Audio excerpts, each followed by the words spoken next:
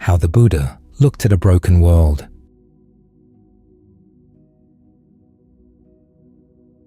I have heard that on one occasion, the Blessed One was staying at Uruvela on the bank of the Neranjara River at the root of the Bodhi tree, the tree of awakening newly awakened.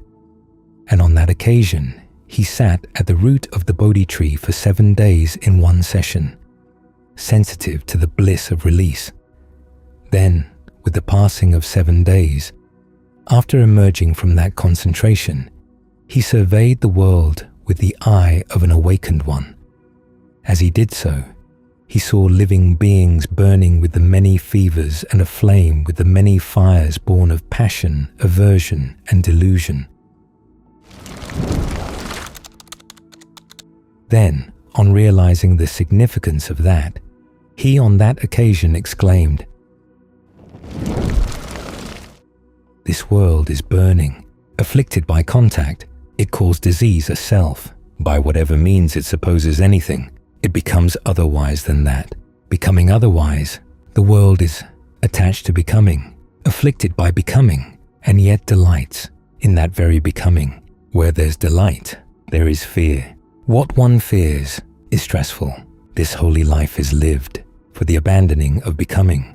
Whatever contemplatives or Brahmins say that liberation from becoming is by means of becoming, all of them are not released from becoming, I say. And whatever contemplatives or Brahmins say that escape from becoming is by means of non-becoming, all of them have not escaped from becoming, I say. For this stress comes into play in dependence on every acquisition. 2. With the ending of every clinging/sustenance, there's no stress coming into play. Look at this world. Beings afflicted with thick ignorance are unreleased from passion for what has come to be. All levels of becoming, anywhere, in any way, are in constant, stressful, subject to change, seeing this as it's come to be. With right discernment, one abandons craving for becoming and doesn't delight in non-becoming. 3. From the total ending of craving comes fading and cessation without remainder, unbinding, for the monk unbound. Through lack of clinging/sustenance, there's no further becoming. He has conquered Mara, won the battle, having gone beyond becomings, such. Surveying the world. The texts tell us that the Buddha surveyed the world many times during his career, and the results depended on whether it was before, during, or after his awakening. Before his awakening, he looked at the world and realized that he was looking for happiness in the world. Yet what did the world have to offer? He said it was like a number of fish in a diminishing stream, fighting one another over their last bit of water. Everywhere he looked, everything was already laid claim to, and it pained his heart. But he realized the pain wasn't just sorrow. It was because he wanted something out of the world. That was the arrow in his heart, and that was the arrow he would have to pull out, but he had to figure the way out.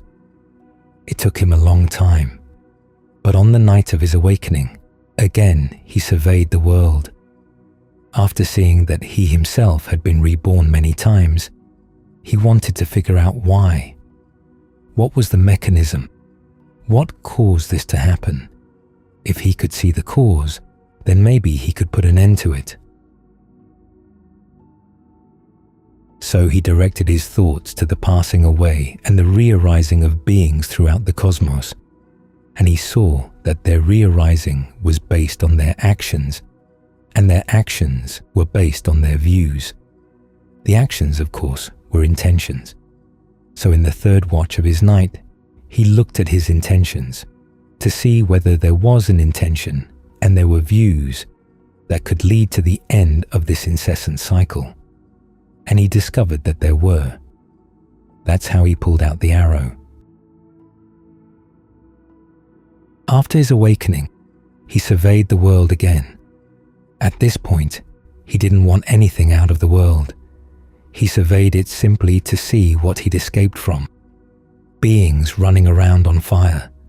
Passion, aversion, and delusion were burning their hearts. At that point, his response was compassion. That's how he began to think that maybe he might teach.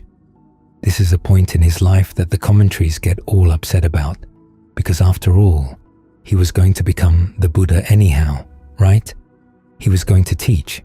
But after his awakening, he began to realize how difficult it was going to be. You look at the remainder of his life, and you can see that it was full of difficulties in trying to get the Dhamma and Vinaya established. Here, he had been working so hard to find something of real value, and he was offering it for free, but there were a lot of people who wouldn't take it. Not only that, they would attack him, but then he realized that there would be people who would benefit, who would be willing to listen and to put into practice what he was teaching. So for them, he taught. The important thing was that he didn't want anything out of the world at that point.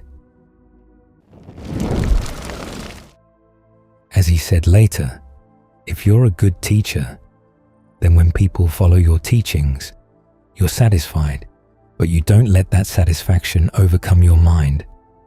When you teach people and they don't follow the teachings, of course you're not going to be satisfied, but by the same token, you don't let dissatisfaction overcome your mind.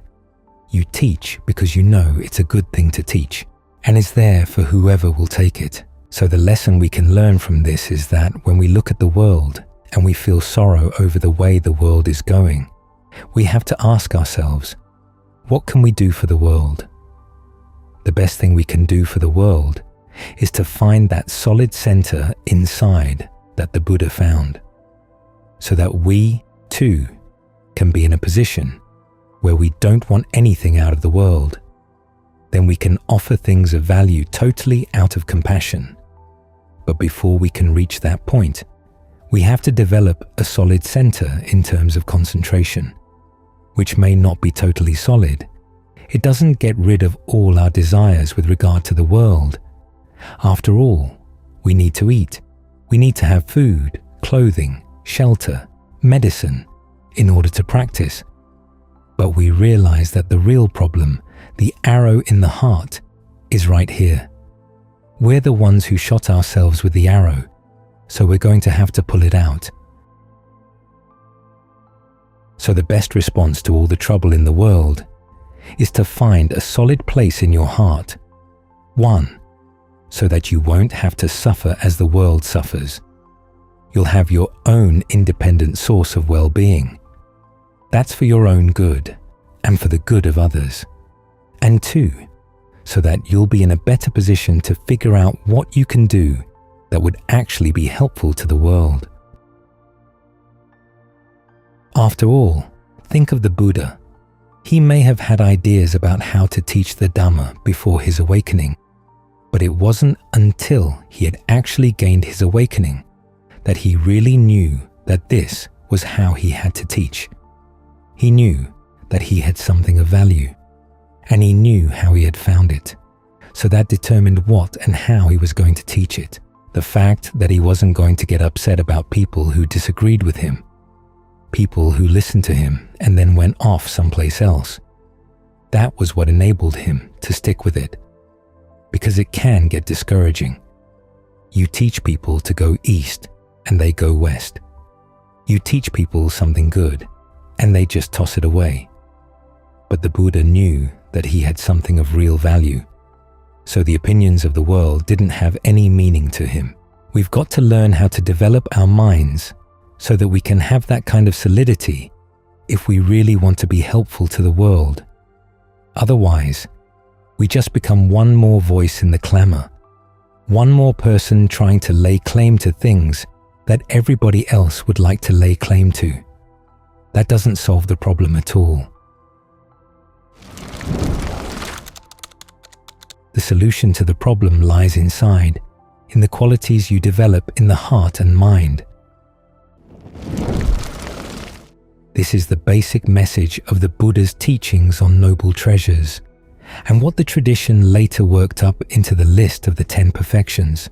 Despite the ups and downs of the world, there's something of solid value that you can build into the mind that's not wiped away by the things that wipe away the treasures the accomplishments, or the powers of the world. You see people abusing the power they have in the world. I remember listening to a lawyer one time who'd argued a lot of cases in front of the Supreme Court, and he'd seen the change in the court. At first, it seemed to be going in one direction, the direction he wanted it to go. But then, as they changed the members of the court, it started going in the other direction. He felt that his whole career had been a waste. Well, if you measure your worth as a person in terms of the effect you can have on the world, you're setting yourself up for a fall.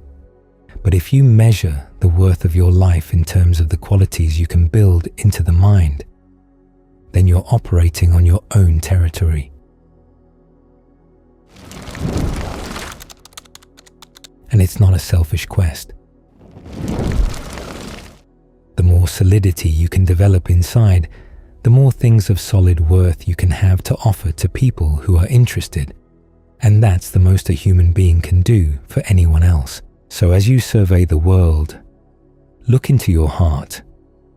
Try to find where that arrow is, the arrow that leads to the sorrow, the frustration, or whatever you feel as you look at the world. And remember, it's the arrow that has to be pulled out. The problem in the heart is what has to be solved. But because it is in your own heart, it's something you can solve. That's the Buddha's message. We have that message because he didn't let the world get him discouraged. He maintained the solidity of his heart all the way to the end of what we could see of him. Of course, there was no end to that solidity. That's what makes it so good.